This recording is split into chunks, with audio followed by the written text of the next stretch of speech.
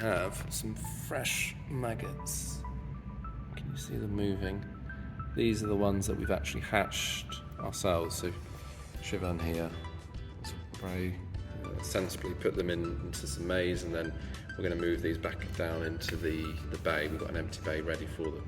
But that's great. This is like continue the loops. These are eggs that came from our own flies, and it just proves that it's working. We've had a few hitches along the way, as to be expected, but this is effectively the full cycle. So now we've got maggots, we turned those into pre-pupa, into pupa, then into flies laid eggs, and then we've got the maggots, and then these maggots will grow up and we'll feed them to our fish because they're great sources of protein.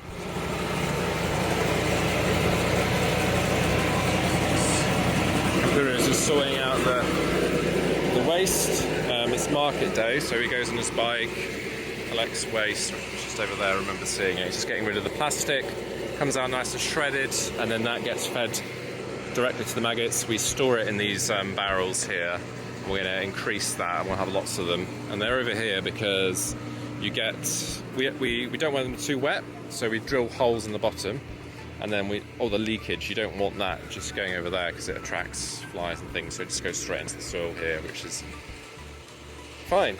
So yeah, we're doing all right. It's exciting to have our own batch of maggots that are being produced, and seeing those sort of go fairly well. I'm just going to have a look inside I'll show you a couple of things that we've put right in the place. So it's a bit cooler right now because the sun's gone in, which is nice. I can spend a bit more time in here. It's 28, 53 humidity, which is great. All the plants we've planted have survived, which is great. And we did find some of the flies were laying in these types of things. So this is the pupa. We left a little gap so they can come out, but flies won't probably go in there now and lay eggs, because they were just uncovered. There's a tractant in there, so where the cardboard is, that's where they lay the eggs. So you can see they're mating, and once they're like landing on my fingers. Once they've mated, they'll then start to look for somewhere to lay their eggs. They'll sniff out some food, so and just remind you, under here some vegetable waste, manure, something a bit smelly. The flies then want to lay their eggs near food, and they'll find these little holes in here and lay eggs. And it's a shame that we caught like 10 grams of eggs this morning, so they've been harvested, but I'll try and show you some eggs because I'm not sure you've seen that yet, and then you can appreciate what they look like when they lay the eggs. You can see here, look, see they're just resting on top. This is fine, but they can't lay their eggs in there. So yeah, and then see the plants. Yeah. So yeah, very pleased. A couple of rips in the polytunnel which have been repaired. Just here, some tape on the outside, so we're escaping. And then it's a bit bowed in a few places, but nothing too major. And they've got a couple of bit of tapes to do, so they're up there. There's just up here that they can get down into the plastic, so they get stuck. So we need to put some tape just to stop them doing silly things like that. But a good design for this polytunnel with the local materials that we had, and I'm pleased it's working well. About to add these maggots to the substrate. Sorry, there's a bunch of them crawling here. See them, they're all falling out the table. But this is a lot. I think we had about 48 grams of eggs, which is far too much. So now we've got a problem of overstocking. But we've got our first customer, Kasizi Hospital, My Nutrition Project. They have chickens that they want to feed with BSF, and they have waste. So I'm going to bring them over something like that. I said 1 gram of eggs, but that's a lot of maggots in there. So first customer, we've got more than we need. We'll give them a bunch. I'm just going to put these ones in here. So give me a moment. I've upturned the basin just to make sure these last ones go, but you can see they start to move down into the substrate. You can see that movement, and then I put a bunch of rice husks just to make so, because there'll be a lot of water in this. It's about 100 kilograms of waste, which is definitely not enough for all this long, but you're getting a good start. And yeah, good to get this next batch in. Just need to cover it with a screen, and then we're good. And then the customers, because he's a hospital, got a load of their maggots in here with some substrate, and I'll just keep that with me and then bring that across to them tomorrow, so they can have a look at it, because we're sending fish as well tomorrow. No, Thursday. Sorry, I'm leaving tomorrow, and then Friday there'll be fish, but I figured I'll take it to them in person. Feeds that Sam's preparing, so with the maggots in here, so he's just measuring them out into each tub, and then we go and it's called Preventer, this guy's name.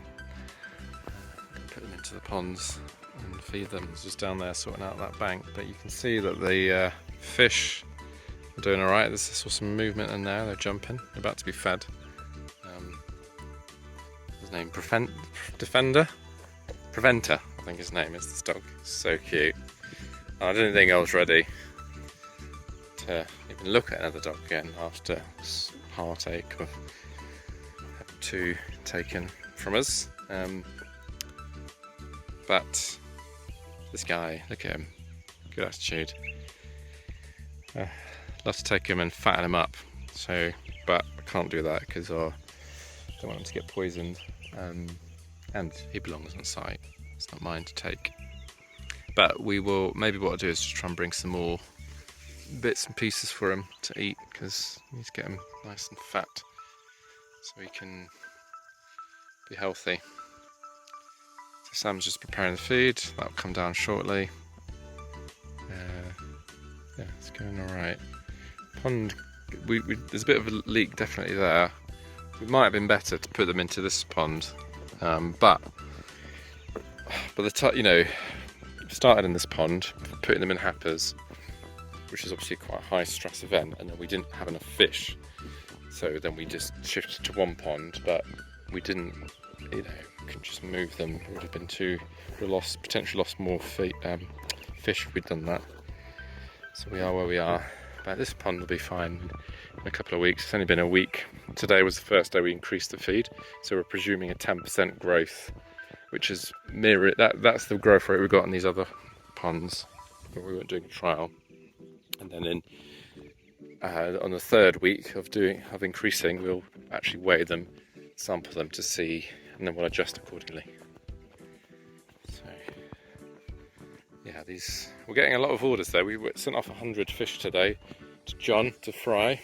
Hopefully he's doing alright. He's in Kasuzi.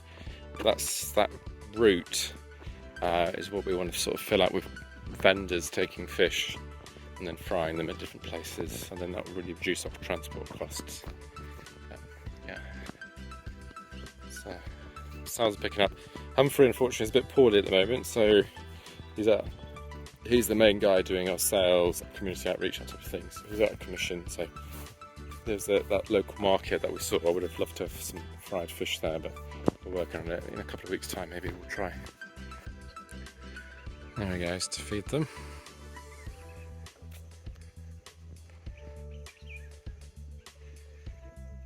Put some in his special feeding stick. So I remember asking him, I said, how are you going to feed them? I said, are you going to my idea was to put like a jetty all the way across. He was like, no, we have an idea. And then this is what he's come up with. It's pretty good, it's pretty long, so he can reach as far as he needs. So then he just puts the stuff in.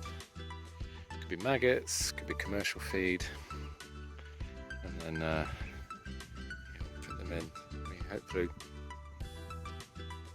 get a feeding response. I think some of them are feeding better now. So let me see this.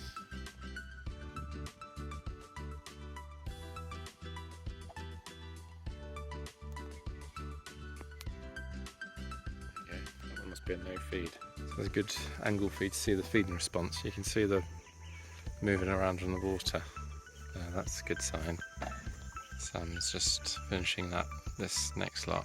He was telling me that this happer seems to be, this one they don't feed very much, that one they don't, they're not actually getting fed in that happer, but yeah, I'm not sure exactly what's going on. basically they say he's coming to the surface a bit, but maybe they're looking for food.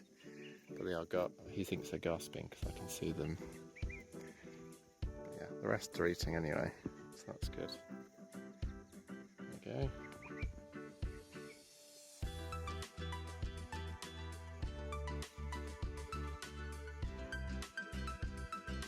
Should get a response from that.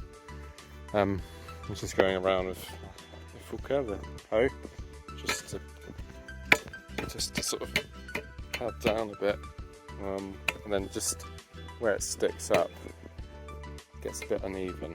I'm going to try and just level it slightly, because of course this is where we're going to be walking over time. I really want it to be massively uneven. Places like here and things. So yeah, so this afternoon, and they're carrying on the planting of grass. I think that bank over there is looking much healthier, but that's because we planted the grass there first. Let's see if I can get to it. But this really should help with the erosion. We didn't do this in the other banks, we just let it. They just grew naturally. But yeah, you can see they're looking quite healthy here. It's been a while. And this as well. It's starting to spread out a bit. This is the one Sam thinks is a bit strange, so he's just checking me in where we're at. Makes me nervous.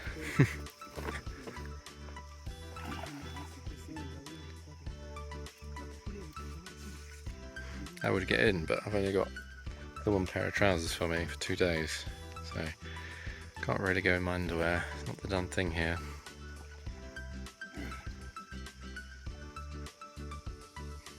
He's struggling with that one. Got the buckets to count them. So we're just counting. I think don't need to count them exactly, but there's not more than 200. There's not more than 200, I don't think. So as in, like, there's around 100, I think. Yeah, it looks to me like the right number, so that's good. So I think we can put them back now before they get too stressed. And then did you want to check that other one as well? You're worried about... Yeah. Okay. One of the things that they're decided that we need to do is dig a pit latrine. So this is the start of it. I'm very happy for them to do that, and I don't know why it's taken them so long really to get organised. I think because we started having more visitors. There's like a thing about, oh, if we've got visitors, we need somewhere for them to go. So this is the start of the pit latrine. And I don't normally just relax and enjoy myself on site, just sort of sit down and do nothing, but I decided that seeing as we don't have any pressing things to do, that's what I'm going to do. Just appreciate the journey that we've been on. Some of you know that I'm a Christian, and so I feel like this is a God thing for me to do. So as in, that sounds very mysterious, isn't it? But as in, I think this is what one of the things he's asked me to do, is to come set this up. And thought it'd be a nice chance for me to just sit down, think about how far we've come, maybe see some birds. I quite like bird watching. And so that's what I'm going to do for the next little bit. Find myself a tree stump, enjoy nature, sit and enjoy. That's what I'm going to do. In fact, I might be over there actually. So yeah, so not a bad day. It's really about optimising. Next week we've got a bunch of people coming to actually visit our farm, doing some training with them. Just say about 20 farmers, I think. And we're going to do that 2 more times. So there's about 45, 50 farmers. We want to do a bit of training about the BSF, about some of the production things we can get going. So that'll be next week. So this week and the next couple of weeks will just be about optimising our processes, because that is an important thing that we need to get right. Because there's lots of things. We sort of, when you establish things, it takes a lot of effort. Now we're into optimising, so it's about making what we're doing better and work better and better. So it's sort of fun to do that. I mean, I prefer starting things, but optimising is an important part of what we do. So yeah, I'll see you shortly.